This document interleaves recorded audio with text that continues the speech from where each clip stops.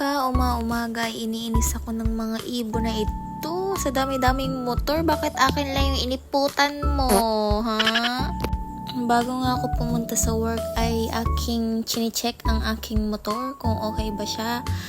At pinupunasan ko yung parang tube na yan kasi may oil leaking. Tapos ini-sprayhan ko niyan para yung oil tumulo siya.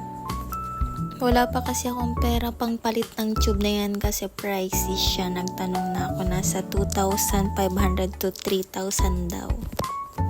Laging 7:22 kami umaalis ng aking Frenny. Sa akin kasi siya nakaangkas kasi wala siyang sasakyan. Nakarating na nga kami sa company at sobrang dilim pa nga dito kasi hindi pa nila binubuksan yung ilaw. Na para bang naglalaro ako ng real life Slenderina. Na anytime makakita ko ng gantong mukha, ay naku, tatakbo talaga ako. Hindi pa nga bukas yung kinakapihan namin dito. Kaya sabi niya, punta muna daw kami sa taas kasi bibili siya ng tubig sa vendo. Sa company pala namin ay meron kaming madaming vendo, kaya napaka-convenient. Kung uhaw ka na, pwede ka lang bumili or kape, yan. And ito pala yung company namin sa may hagdan na part. Yan, ng ganyan ang view. Pagkatapos namin bumili ay pumunta na kami sa coffee. And bukas na nga at bibili na kami ng breakfast. Ang binili ko lang siopaw and coffee. And kakain na ako. Yan ang pinakamasarap na breakfast ever. Pero mas masarap pa rin talaga ang steam siopaw sa Kalabanga. Nakakamiss. Sa 3N ba yun? So 8:30 na ay kailangan nang mag-work. Hindi ko pala pwedeng ipakita kung ano yung product namin. Basta part siya ng laptop. Yung work ko ay madali lang siya pero madaming ginagawa. Tapos ang ino-operate ko pa na machine ay 6 araw-araw kaya napapagod talaga ako. Tapos yung dalawa doon ay magkaibang materials pa.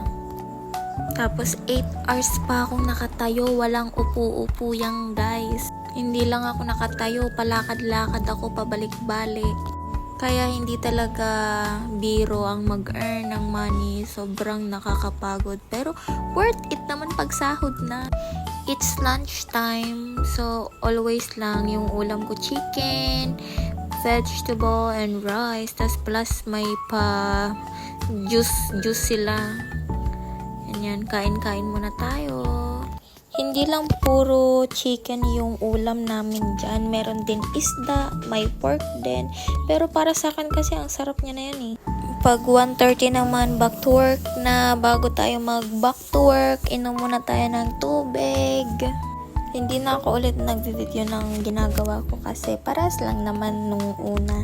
Inaayos ko na nga yung gamit ko kasi ready na akong umuwi. Uwing-uwi na ako.